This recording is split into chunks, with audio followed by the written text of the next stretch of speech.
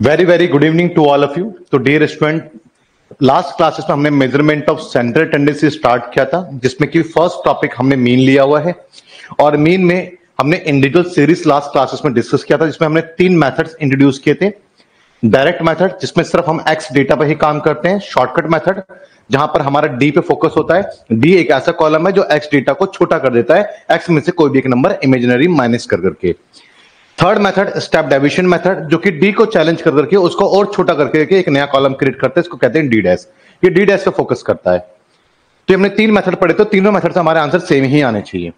आज की क्लासेस में आज भी हम मीन निकालना ही सीखेंगे, लेकिन आज की क्लास में थोड़ा सा फर्क यह है कि अब हम मीन निकालना जो सीख रहे हैं, ये बेसिकली हम डिस्क्रीट सीरीज में कैलकुलेट करना सीख रहे हैं। डिस्क्रीट सीरीज क्या है बच्चे? वही तीनों मेथड इसके अंदर भी इंट्रोड्यूस होगा, डायरेक्ट, शॉर्टकट एंड आपका स्टेप डेविएशन मेथड। बच्चे, डिस्क्रीट सीरीज बेसिकली एक ऐसा सीरीज है जिसमें कि डेटा जो है वो कितनी बार रिपीट हो रहा है उसकी फ्रीक्वेंसी गिवन होगी। फॉर एग्जांपल, आपके स्कूल के अंदर अगर कोई एक कॉमन टेस्ट लिया जाए 10 मार्क्स का, और स्कूल में आपके 1000 स्टूडेंट्स हैं, तो मे बी पॉसिबिलिटीज है कि बहुत सारे स्टूडेंट के मार्क्स रिपीट हो। लाइक 50 स्टूडेंट के मार्क्स 2 आए हैं, 100 स्टूडेंट के मार्क्स 7 आए हैं, तो ऐसे रिपीट होंगे। तो अब आप यहां पर इंडिविजुअली 1000 स्टूडेंट का डेटा को आप एक इंडिविजुअली रिकॉर्ड करोगे सबके नाम के आगे, तो कई सारे पेजेस आपके उस पर यूज होंगे। फिर आपके लिए वहां पर एडिशन करना, कंक्लूजन निकालना डिफिकल्ट टास्क हो जाएगा, क्योंकि डेटा जितना ज्यादा एरिया लेता है उतना ज्यादा उसको कैलकुलेट करना है, कंक्लूजन निकालना उसमें उतना ज्यादा डिफिकल्ट हो जाता है। हमारा काम क्या होता है कि स्टैटिक्स का, कि भैया हम डेटा को कम से कम स्पेस में रखें, जिससे कि हम उसको एनालाइज कंपेयर कर सकें इजीली। तो अब यहाँ पे 1000 स्टूडेंट के अगर अब मैं मार्क्स की बात करूं, तो इंडिविजुअल हर स्टूडेंट का रिकॉर्ड करना तो बड़ा डिफिकल्ट टास्क है, जबकि बहुत सारे स्टूडेंट के मार्क्स तो रिपीट ही हुए हैं, और मुझे तो एवरेज मार्क्स ही बताने हैं। कोर्स में कितना परफॉर्मेंस किया मुझे उससे कोई लेना देना है ही नहीं, जब तो मैं क्यों सबको इंडिविजुअली रिकॉर्ड करूं।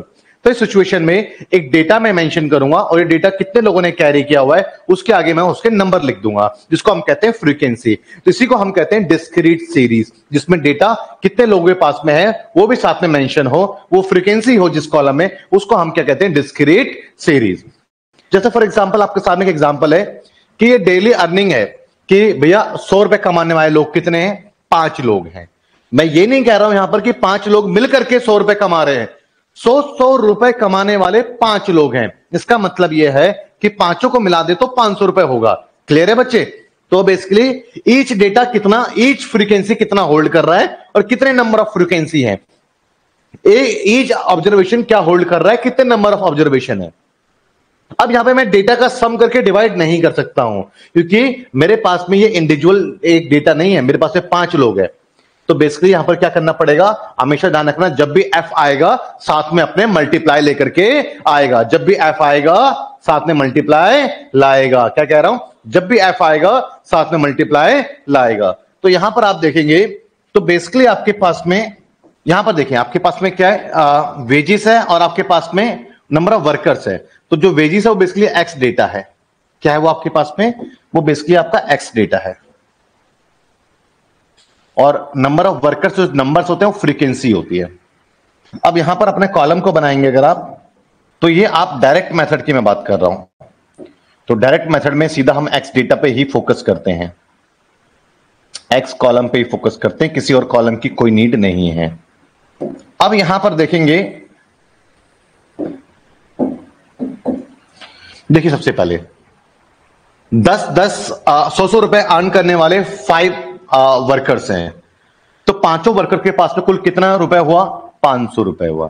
तो यहां पर आप देखेंगे मुझे क्या निकालना पड़ रहा है? मुझे एफ एक्स निकालना पड़ रहा है। क्लियर है बच्चे?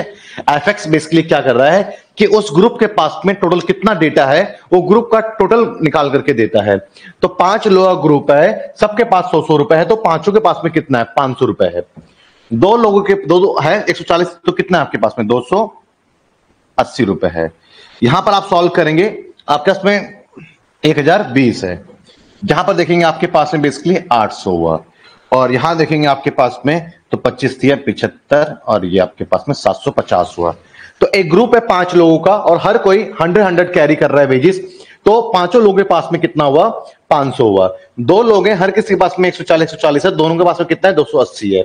6 लोग हैं, सबके पास 170 तो टोटल कितना हुआ? 1020 हुआ। चार लोग हैं, सबके पास में 200 200 वेजिस आता है, तो चारों के पास कितना हुआ? 800 हुआ। तो हर ग्रुप पे टोटल कितना है, वो टोटल को निकालने के लिए मुझे एफ एक्स करना पड़ रहा है। अब मुझे क्या करना है, यहाँ पर समीशन ऑफ एफ एक्स करना है। अब समीशन ऑफ एफ एक्स करेंगे यहां पर हम बेसिकली, तो आपके पास में 500 प्लस 280 प्लस 1020 प्लस 800 प्लस 750, तो कितना है आपके पास में बच्चे? 3 और 50। क्लियर है? तो कितना हुआ हमारे पास में? 3350 हुआ टोटल। तो अब बस मेरे लिए मीन निकालना आसान हो गया, क्योंकि मेरे पास में हमेशा जब भी एफ होगा तो एफ का सम होगा। ये बात तो तय है कि भैया एफ का सम होना है, जिससे पता तो लगे कि नंबर ऑफ ऑब्जर्वेशन कितने हैं। तो 5 लोग, 2 लोग 7, 7 और 6 13 लोग, 13 और 4 17, 17 और 3 20 लोग हैं। तो हमेशा एक एफ का सम होगा। ध्यान रखिएगा, डिस्क्रीट सीरीज में एफ का सम होगा। डिस्क्रीट सीरीज कहते किसे है? जहां पर फ्रीक्वेंसी इन्वॉल्व हो जाती है कि ये डेटा कैरी करने वाले कितने नंबर ऑफ पर्सन है, वो फ्रीक्वेंसी है। तो कभी फ्रीक्वेंसी आ गया, वो डिस्क्रीट सीरीज का पार्ट आपका हो गया। अब फ्रीक्वेंसी के अंदर आप क्या करेंगे? ऑलवेज फ्रीक्वेंसी का सम तो होना ही होना है। दूसरा, उस कॉलम का सम होगा जिसको एफ मल्टीप्लाई करेगा, जिससे एफ गले मिलेगा, उसका सम होगा। मेरी बात समझे नहीं समझे? तो यहां पर एफ एक्स का सम हुआ। तो अब आपके पास में जो एफ एक्स बेसिकली ये बताएगा कि टोटल सम कितना है, कि कितने। अगर मैं इसको जोड़ देता ना, तो ये 1 2 3 4 5 लोगों का ही डेटा का सम आता। लेकिन मेरे पास में 5 लोग नहीं है ना, 20 लोग हैं। तो 20 लोगों का सम निकालने के लिए मुझे क्या करना पड़ा? हर ग्रुप का टोटल निकालना पड़ा। इसके लिए मुझे एफ एक्स कॉलम निकालना पड़ा। तो समीशन ऑफ एफ करेंगे और एक्स बार इक्वल्स टू आपके पास में 3350 अपॉन में 20। सॉल्व करेंगे बच्चे। एक्स बार इक्वल्स टू 2 1 जा 1 1 2 6 12 1 2 7 14 और 0.2 5 10। ये इसका एवरेज आएगा। कैलकुलेटर से भी कैलकुलेट कर सकते हैं। ये समझ में आया बच्चे? तो अब आपको इतना तो कंफर्म है, ये बात तो अब आपको क्लियर है कि अब आपके पास में एफ का सम जरूर होगा डिस्क्रीट सीरीज में, और एफ जिसको मल्टीप्लाई करेगा उसका सम होगा। सवाल यह है कि एफ किसको मल्टीप्लाई करेगा? ये डिपेंड करता है मेथड्स कौन सा है। अगर डायरेक्ट मेथड है तो एक्स की इंपॉर्टेंस है, तो एफ वहां पे एक्स से जाके गले मिलेगा, एक्स को मल्टीप्लाई करेगा।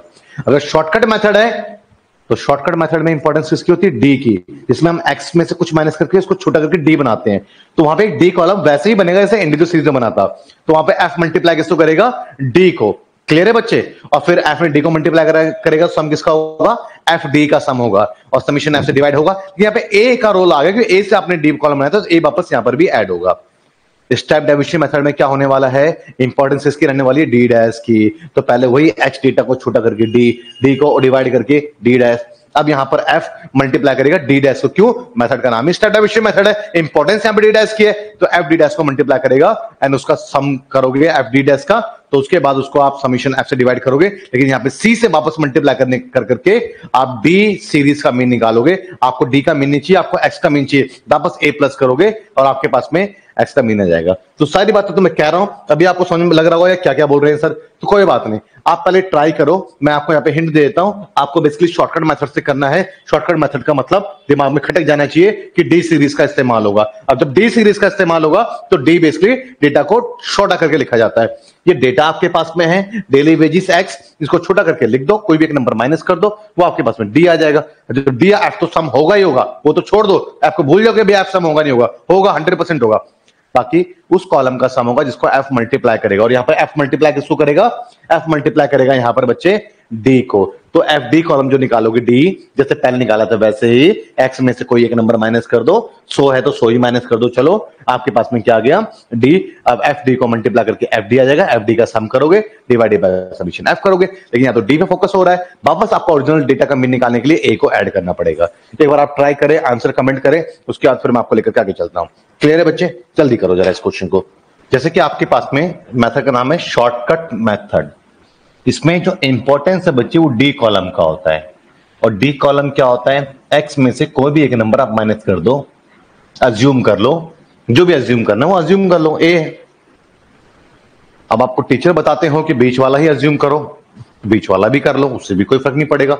इससे बाहर कोई नंबर आपके मन में आ रहा है उसको अज्यूम कर लो, फर्क कुछ भी नहीं पड़ेगा आपको।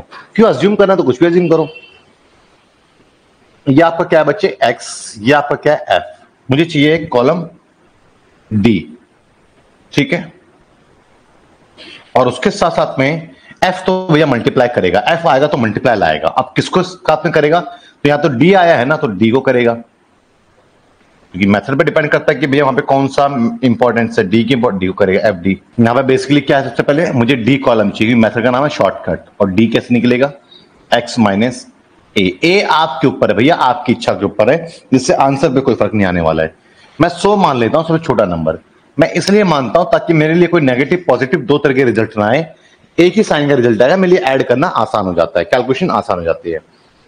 तो ये 0, ये 40 हो गया बच्चे, ये 70 हो गया आपका, ये आपके पास में 100 हो गया, और ये आपके पास में बच्चे 150 हो गया।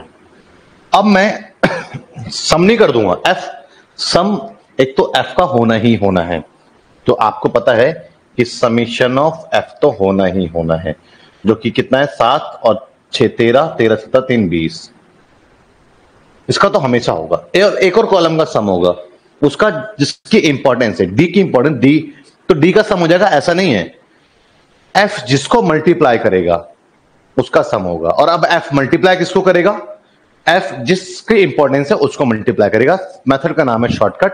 यहां डी की चलेगी, एफ डी को मल्टीप्लाई करेगा, डी निकाल चुका हूं मैं, तो यहां पर बेसिकली एफ डी आएगा। तो 5 0 0, 40 दूनी 80, 7 6 42, 400, 15 3 45, तो समीशन एफ डी हो गया। तो 400 800 1200, 1200 और 100 1500, 1550, ठीक है बच्चे।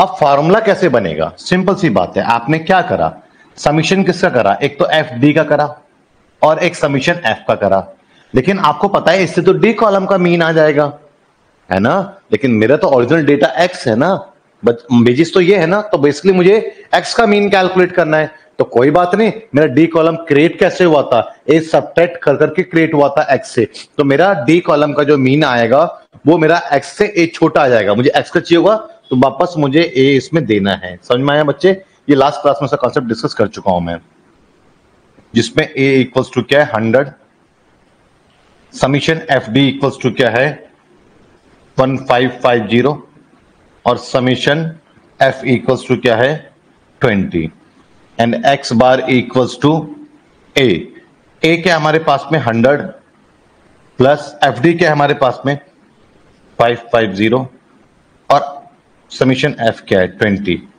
सॉल्व करेंगे, ये 0 0 कट गया, and x bar equals to 100, solve करेंगे 2 7 14 1, और यहां पर भी 2 7 14, एक सेकेंड कुछ गड़बड़ हुआ है, दिया 4 8 1200, 1350 था यहाँ पे 1350, तो 1350 अपॉन में 20, यहां से मत काट देना बच्चे, बेसिक कैलकुलेशन की वीडियो अपलोड कर चुका हूं, देख लो एक बार कैसे कैलकुलेशन होता है।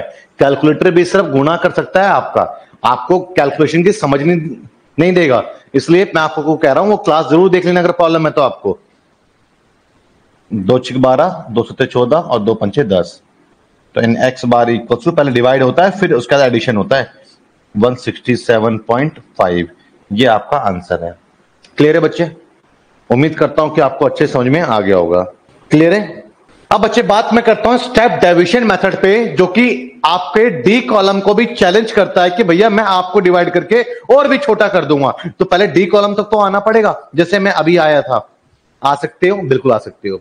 इसके बाद फिर डी को और छोटा करोगे, सी से कोई भी नंबर ले लो, इससे आपके लिए डिवाइड करना आसान हो जाए। अब उसको ले लो, उसको डिवाइड कर दो, एक नया कॉलम क्रिएट करो डी डैश का, कर दिया अब आपने, क्योंकि स्टेप डेविएशन मेथड था, डी डैश चाहिए था जो डी को चैलेंज करके डी को डिवाइड करके बनेगा, बना दिया आपने। अब बात आती है कि सम किसका होगा, एक तो एफ का होगा ही होगा, डन। दूसरा एफ जिसको मल्टीप्लाई करेगा उसको, अब एफ मल्टीप्लाई किसको करेगा, या तो एक्स भी है, डी भी है, डी डैश भी है। अरे भैया मेथड के नाम को पढ़ो, स्टेप डेविएशन मेथड, इंपॉर्टेंस किसकी है, इंपॉर्टेंस किसकी है, डी डैश की, तो यहां एफ मल्टीप्लाई करेगा डी डैश को। समझ में आया आपको, तो यहां पे एफ डी डैश का आपका बेसिकली सम आएगा। क्लियर है। अब जब एफ डी डैश का यहां पर बेसिकली आपके पास में एफ डी डैश को करेगा, तो एफ डी डैश का कॉलम बना, तो अब एफ डी डैश का यहां पर सम आ गया, उसको आप डिवाइड कर देंगे अपने समीशन एफ से, तो डी डैश का मीन आएगा लेकिन आपको पहले डी के मीन पे पहुंचना है। डी से डी डैश कैसे क्रिएट हुआ था? सी से डिवाइड करके, सी से मल्टीप्लाई करोगे, वापस आपके पास में डी का मीन आएगा। बट डी का मीन भी नहीं चाहिए मुझे, तो एक्स मेरा ओरिजिनल डेटा है, एक्स का मीन चाहिए। तो मैं कैसे जाऊंगा? एक्स से डी पे कैसे आया था? ए माइनस करके, वापस ए डालूंगा तो मेरे पास में एक्स का मीन आ जाएगा। क्योंकि जितना आप डेटा पे इफेक्ट डालते हो, सेम इफेक्ट आपके एवरेज पे पड़ता है। वापस उस इफेक्ट को डाल दोगे तो आप पुराने वाले एवरेज पे पहुंच जाओगे। क्लियर है? तो यहां पर बेसिकली स्टेप डेविएशन मेथड से करना है आपको, और आपको डी डैश की रिक्वायरमेंट है। किसकी रिक्वायरमेंट? डी डैश की। तो पहले क्या करोगे आप यहां से कि आप डी निकालोगे, अभी जैसे निकाला था वैसे, फिर डी डैश निकालोगे डिवाइड करके सी से।